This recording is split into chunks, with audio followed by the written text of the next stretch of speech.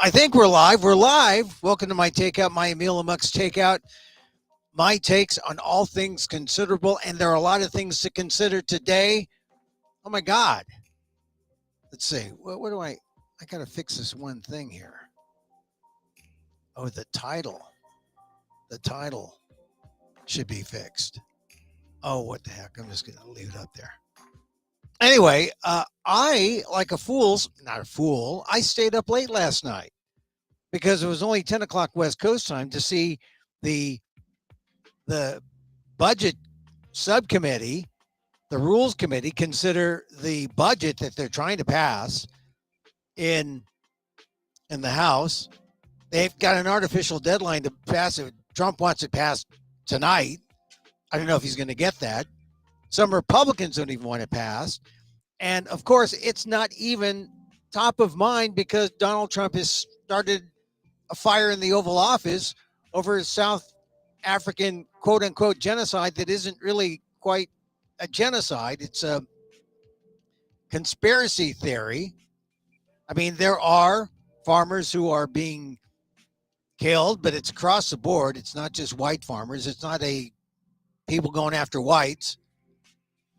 So we have a misunderstanding that the president of the United States has shined a light on because he's meeting with the president of South Africa today at the Oval Office, and it was quite a spectacle.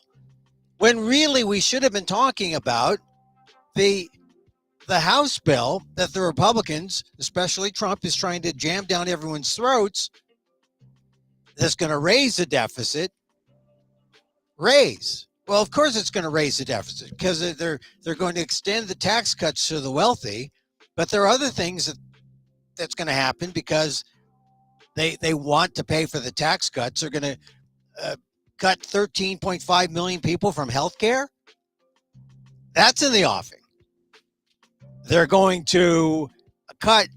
Now, they said they weren't going to do this, but there's $500 billion in cuts to Medicare, not Medicaid or Medi-Cal, not the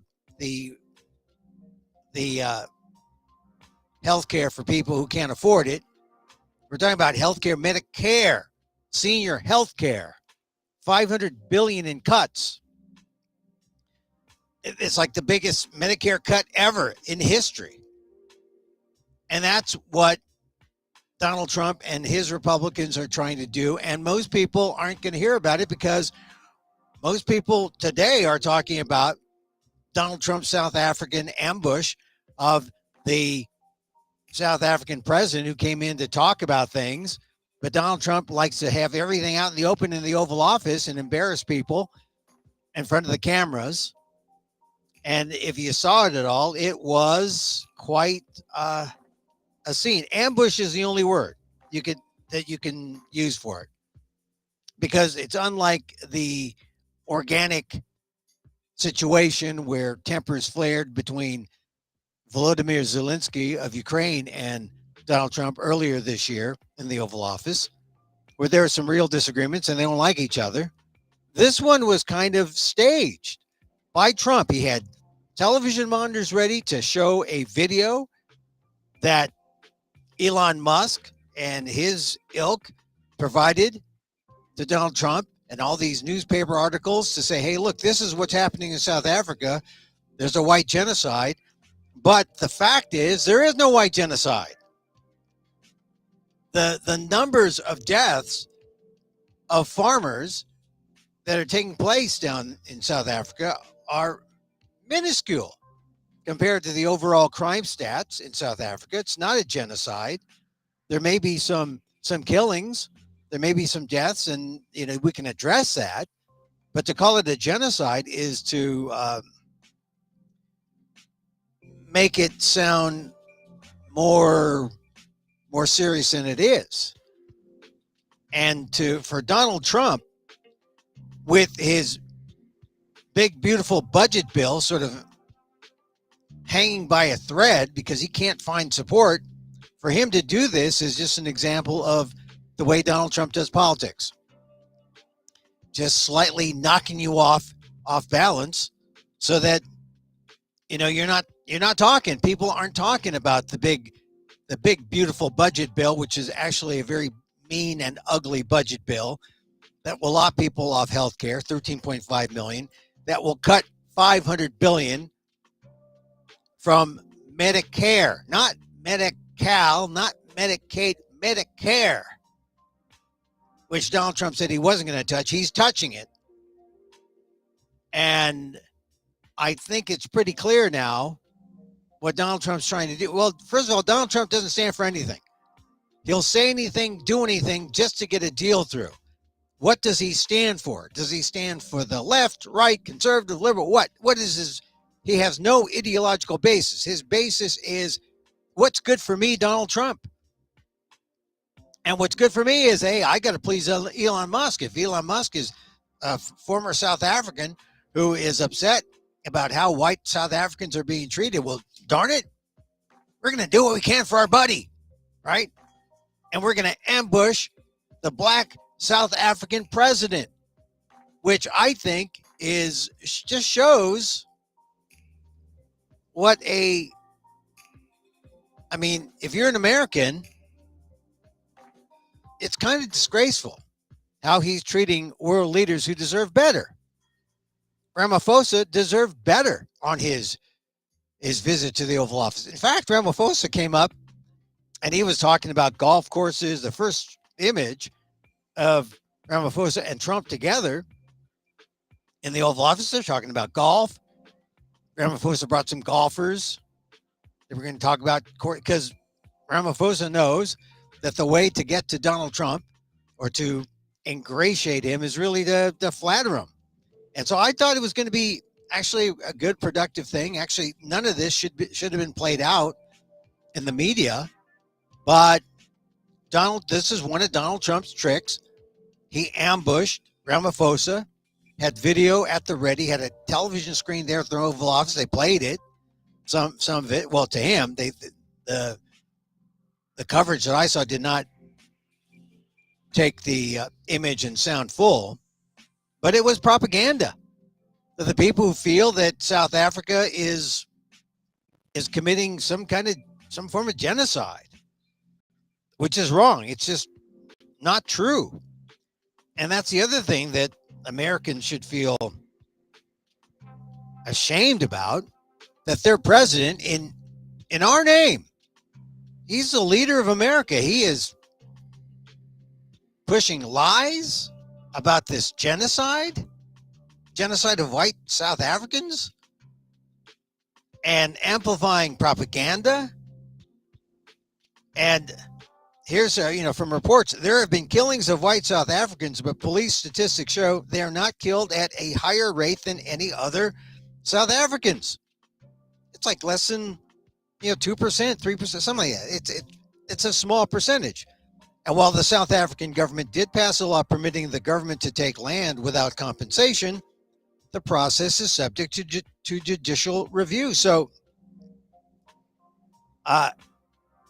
Donald Trump went through a whole big showbiz thing saying, look, here's some dead people, dead white people, dead white farmers, and clearly doing this because Elon wanted him to do it. And so this is what Donald Trump is doing. This is his payback to Elon for the millions of dollars that he's given. Although Elon Musk has said this week he's not going to give much more money to the campaigns.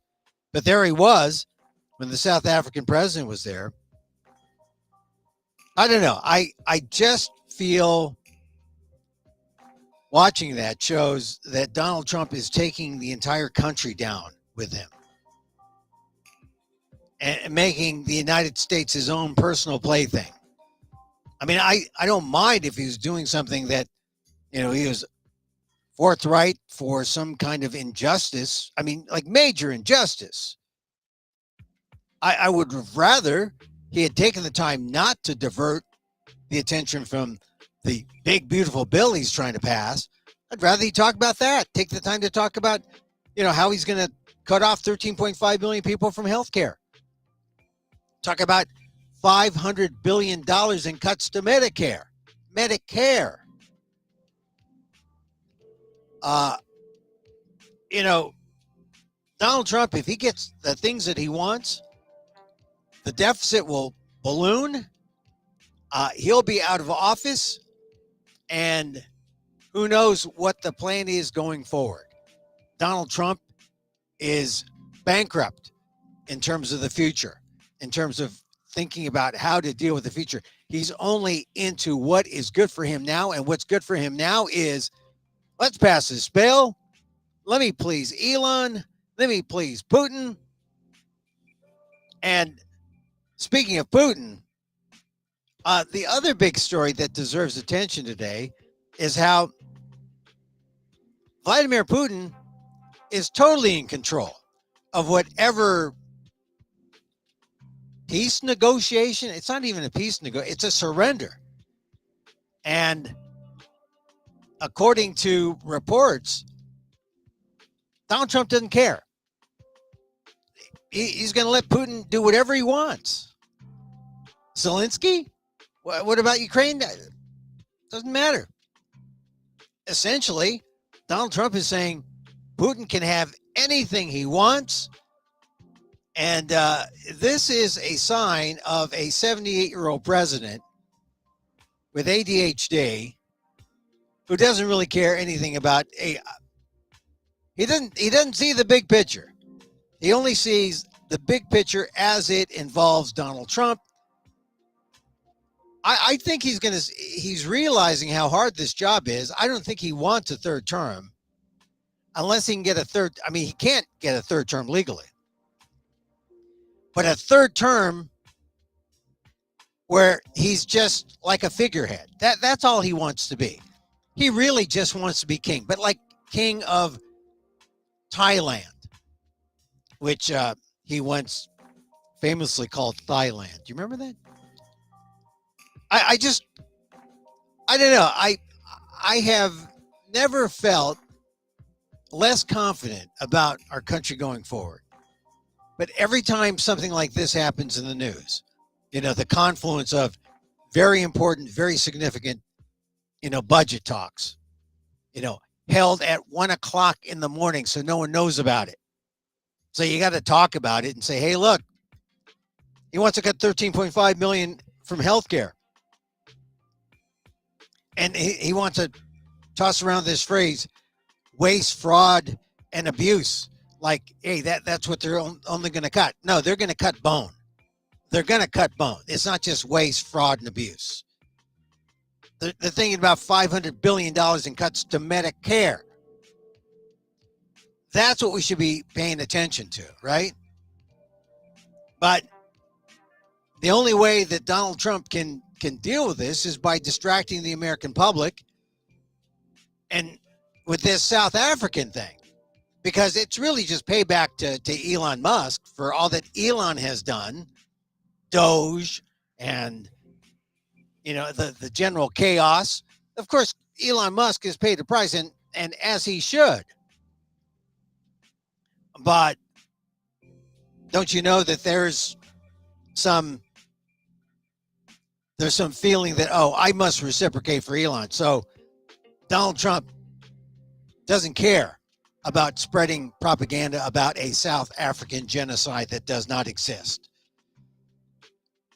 One thing about that Oval Office meeting / press conference, I was really upset at how Donald Trump treated a member of the press. I'm talking about one Peter Alexander, who from Oakland, California guy. He's got, classic newsman looks. He's a good reporter. And he's asking tough questions. He was asking about, his first question is about Qatar, because the Air Force has received the plane. And Donald Trump didn't want to talk about Qatar. Not that he wanted to talk about South Africa. But really, what Donald Trump did after that was then to go after Peter Alexander in the most ad hominem way. And that is just so, that is even beneath Donald Trump, I think. It was just disgusting to see a president act that way. Just disgusting. Going after Peter Alexander and also NBC News. If you catch the C-SPAN tape of that exchange, you got to look at Donald Trump and say, what is wrong with this guy? So I was concerned about that, because this is in general the concern about all members of the press, except those who are the sycophanty, subservient, those on bended knee, and there's a lot on bended knee. The right-wing press, it was just sickening to watch the treatment of Peter Alexander, NBC, and then just with a broad brush, just say all the members of the press, the establishment, mainstream, ABC, CBS, who he's causing great turmoil because he's suing CBS, and CBS News president Wendy McMahon, she quit yesterday. They've got the 60 Minutes guy who quit the week before because there's pressure. Paramount is a corporate news outfit. They want to be on Trump's good side. And you have to figure, Axios and CNN, Jake Tapper, they're behind the book about Joe Biden. You got to think maybe there's some of that.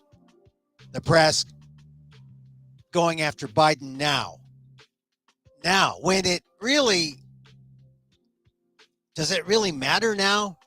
I mean, we know what sort of trouble we're in now. But a better question for journalists, or a better path to go down from here, is not to look at what happened to the Biden administration, although reporting needs to be done, yes. The better question is, what can we do about the rules going forward so that the Democrats or the Republicans, if they have a situation where they need a new candidate, how can they go about getting a convention in the last minute to get the best possible candidate? I mean, that's really the issue that people have about what's going on or what went on. Biden ultimately gave in, okay, and then now people are saying, oh, well, Biden's saying he has cancer. He didn't have cancer before Friday. Maybe he's just making it up. I don't think he's making it up. I'm not that cynical. But certainly his announcement of having an aggressive form of prostate cancer has kind of halted whatever momentum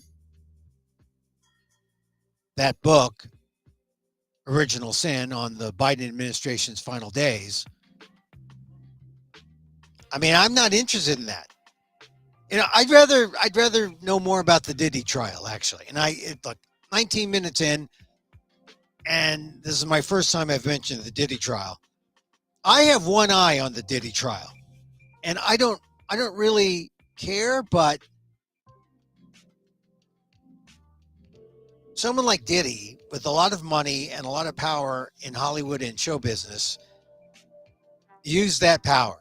And I think where it is important to call it out or look at it and consider it, this is how power is wielded in America, in this sick, cruel, mean way.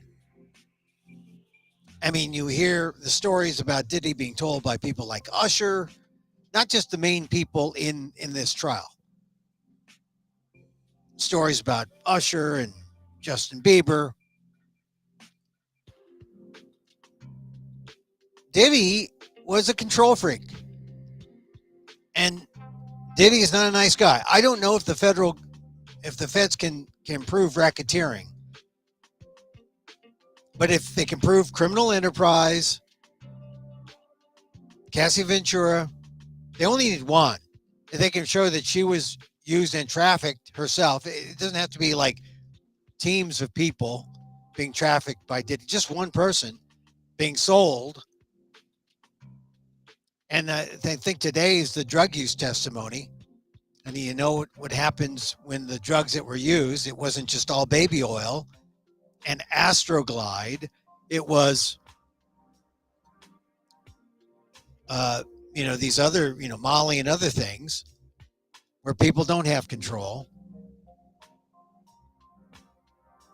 I mean, I don't know. It doesn't look good for Diddy, but it says something when your best defense is, well,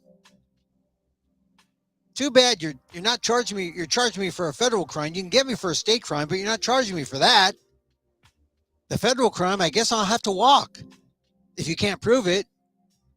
But it's what the jury sees. And I think if the prosecution has more examples of power, the power that Diddy wielded against Cassie Ventura, the people around her, I don't, it's just sad. I mean, it's almost like I've seen enough. I don't need the jury's verdict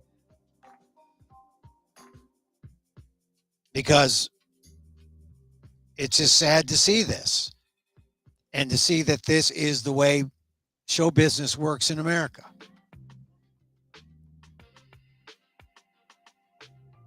I mean, I don't want to sound, I guess I sound naive, but you think it's just talent, right?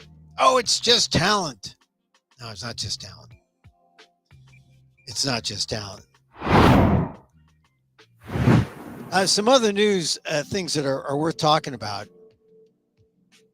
Now, this is another example of what's going on in the Trump administration. The Justice Department announced today it will dismiss pending police reform agreements in Louisville and Minneapolis days before the 5th anniversary of George Floyd's murder.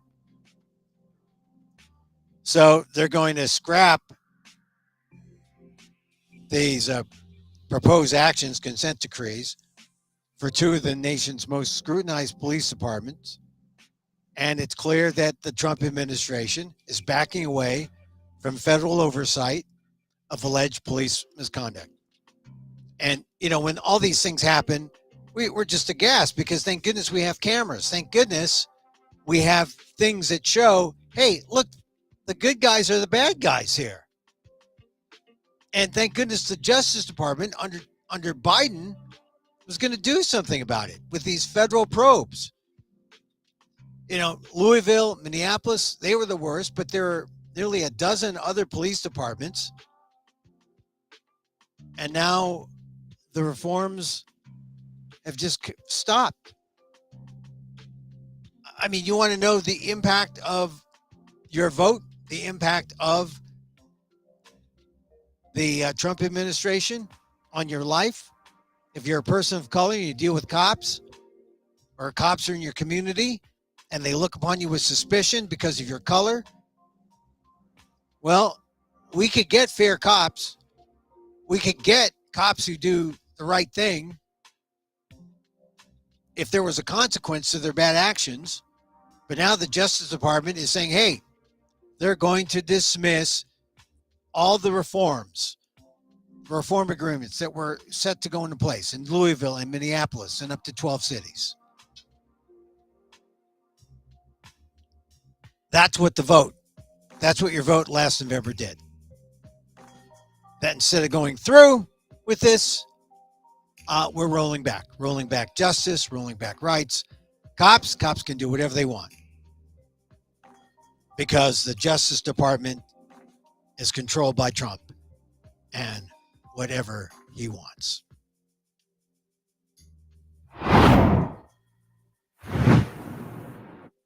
That's pretty sad, huh? There's something else I wanted to say. People are saying, we're talking about the elections. Catalyst is the group that has, all the crosstabs and the polls, and they figure out why people voted the way they did. And everyone is pouring over the Catalyst report to figure out, well, why did Donald Trump win? Why did Harris lose? And what the information tells us is that compared to Joe Biden's, what he did in 2020, Harris lost with male voters. We knew that, but the Catalyst report sort of shows you the numbers and the data, and it's more than just a feeling. It's real. She lost 6 points with men overall, enough to create the kind of seepage to give Donald Trump the victory. She lost 12 points with Latino men. That's double, right? 7 points with black men. So that was more than just men in general. 6 points with Asian men. So Asian men and men in general, about the same. I hadn't heard the Asian side of that, but Asians did not just stay steady for Biden into Harris. 6 points. Asian men lost. That's half the Latinos, about equal with the black men. And then with women voters, Harris lost 7 points with Latino women, 4 points with Asian women, because there are a lot of conservative Asian women, 1 point with women overall compared to Biden. So the conservative women, 1 point lost, right, compared to Biden. Harris did. Asian women, 4 times that, 4 points. Latino women, 7 points. All this is interesting because at the time I said, God, Trump had more diverse voters than we ever figured, because everyone in the past just sort of fell in line and said, you got to go Democratic. If you're black, brown, Asian, yeah, we're the coalition. And the vast majority did, but just enough seeped away. The leakage of the coalition to form a Trump diversity. That's the way I saw it. And I think I wrote about this back then based on the exit polls. But now Catalyst, which is a Democratic data firm, has come out with their report on 2024. And it's interesting because it just confirms, yeah, Trump was diverse.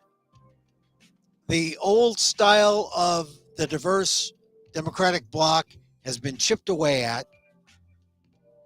And there's going to be a new coalition. There's got a new coalition has to be created. Now, the other thing about this is that there's a lot of people who didn't really care. And Democrat, Republican, Tweedledee, Tweedledum, they didn't care.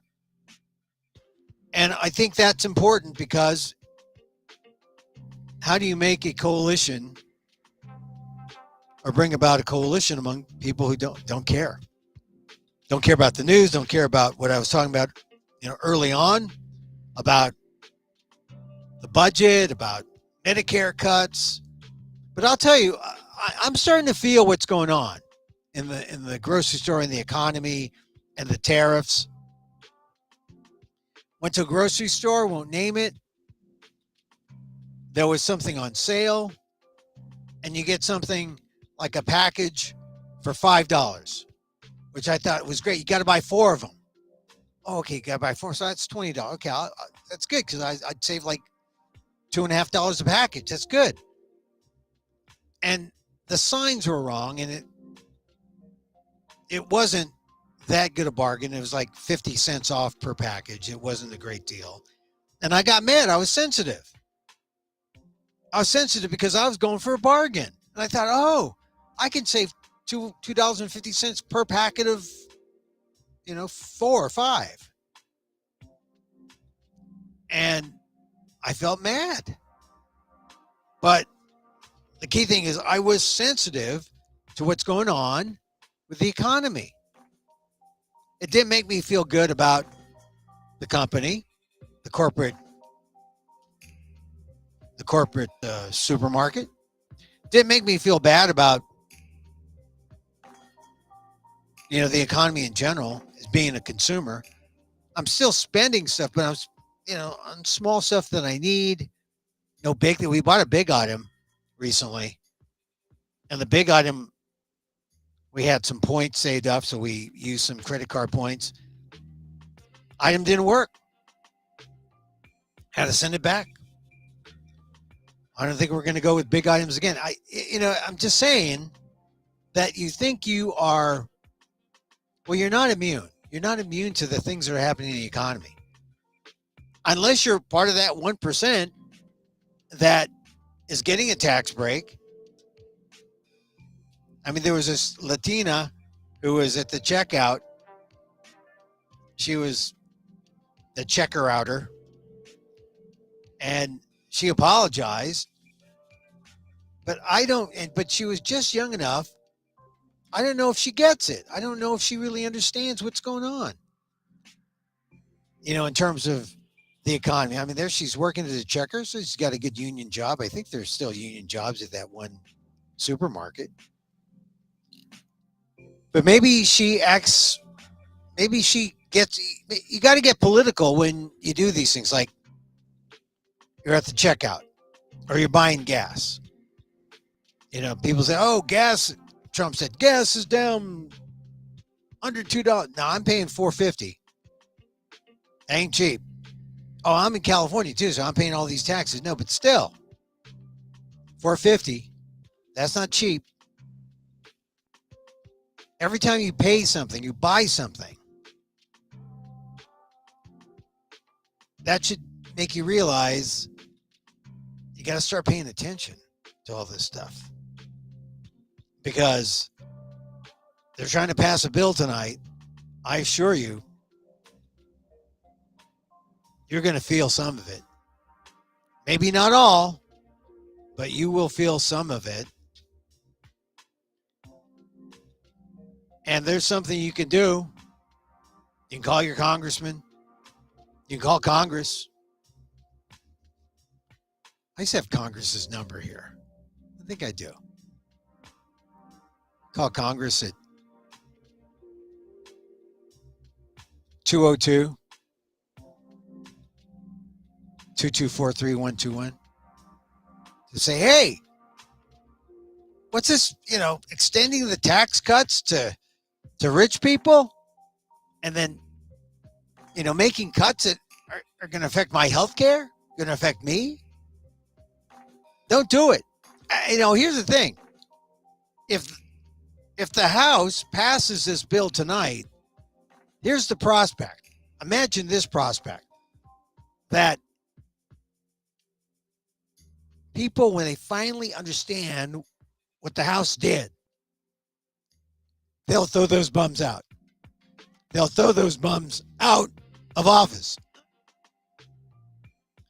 Throw the bums out of office and elect the other party.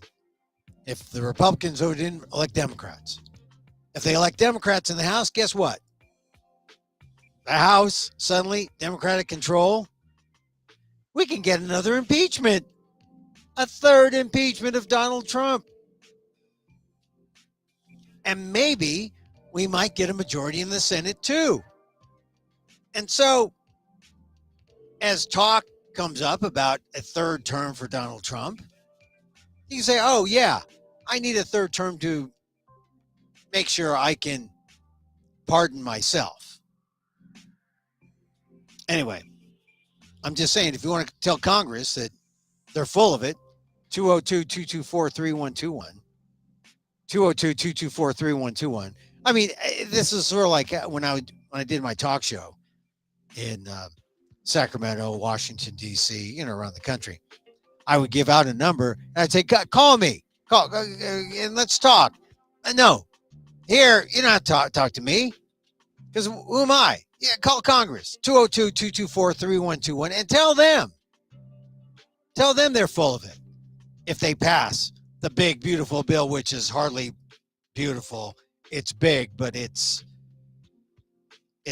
mean, sadistic, and cruel. 202-224-3121. Call Congress. Let them know. You're not taking it. Not taking it. So I guess that's the big story, though, is the South African president, Ramaphosa, meeting in the Oval Office and getting ambushed. I mean, there's no other word for it. And the reality is, Donald Trump is, as one wag called him, the patron saint of white supremacy, the patron saint of white grievance. Let's not give him too much credit. White supremacy, that sounds kind of alarmist, but white grievance, that puts him in his place. He's not necessarily a supremacist, but he just believes that he's been harmed. He's a victim. And we know Donald Trump is a victim. He likes to be victim, likes to play victim. So he's the guy, right? MAGA, his MAGA base loves that. Hey, they're the way. And what could be better than enlisting the help of South Africans, giving them refugee status when they don't deserve it? I mean, some people deserve refugee status, Venezuelans, some Asians, but they're all getting their status revoked and reversed. Donald Trump put the South Afrikaners on a fast lane, even though some of them said they don't need it. But Donald Trump needs it because he'd like all the Afrikaners to come, have them be United States citizens, and then have them have babies, white babies, because that's the upshot. We need more white people. They're the right color. That's why all those Afrikaners came in last week or within the last couple of weeks. And that's why there's this meeting with Ramaphosa, because Ramaphosa is just trying to make sure Donald Trump understands what's really going on, because Donald Trump doesn't really understand what's going on. And that's the most upsetting, that he takes it on Elon Musk say so. Well, what the heck? He allowed Elon Musk to lop off all those jobs, make all those cuts, even though they are draconian cuts. They will help the United States or hurt the United States more than help. That's the state of where we are. That's the state of where we are in Trump 2.0. All right. Hey, on Monday, I had a good show, Monday Night Marsh, and you can see me again. I'm going to have a full show June 2nd. Got a little show, a 5-minute show. Parts of that will come into this new show. I talk about Trump, Pope, Diddy's, and it's all part of a bigger 1-hour show that I'm going to take this summer to fringe festivals around the country. So check it out, Monday Night Marsh, June 2nd. SF Marsh, 1062 Valencia Street in the city, San Francisco. If you're watching, there's a little ticket thing you can go to. Check it out. Sliding scale. I think you can get a cheap ticket if you want, or you can get an expensive ticket. It's me and some other folks, and it's a good show. It's a good show. There's a lot of good people, and I got to hand it to the Marsh. Great place. It's where I developed a lot of my shows that I've taken on the road. And I was telling people the other day that I've been going to the Marsh and learning from their people and performing at San Francisco and Berkeley locations since 2014. Great place, the Marsh. I'm there June 2nd, SF Marsh, 1062 Valencia Street. Go Get them. And that's going to do it for me here. God, it's Memorial Day weekend, huh? Go vegan. Go vegan. I mean, make sure you got some vegan stuff there on your tray. I do an interview with Dominic Thompson, who has a cookbook called Eat Like the Elephants. It's a great cookbook because he talks about going vegan with the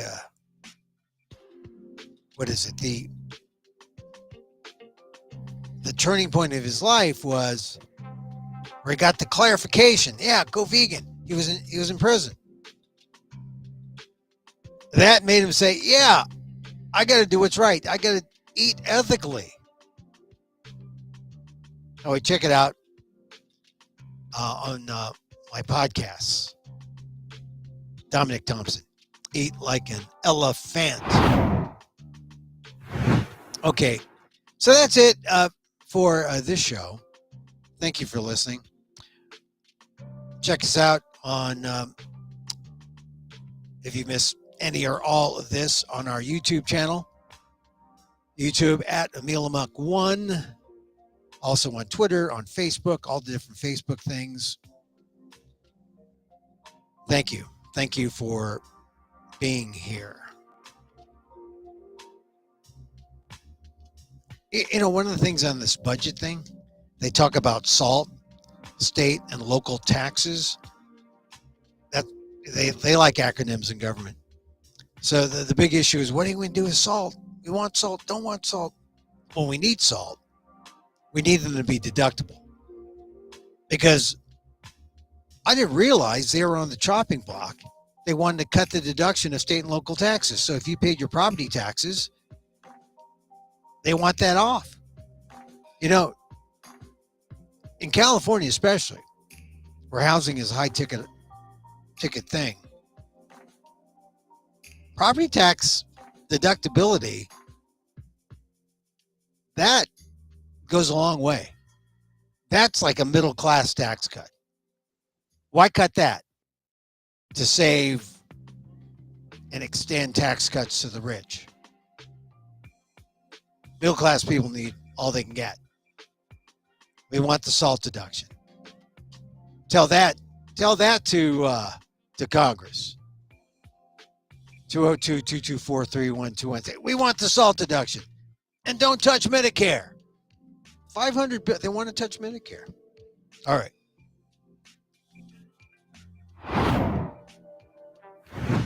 So now, a little loving kindness. Calm down, because it's all still about love. Hey, as I wish for me, I wish for you. May you be safe. May you be happy. May you be healthy. And may you live with ease. Emil Guillermo here. Till next time. Mahal Kita.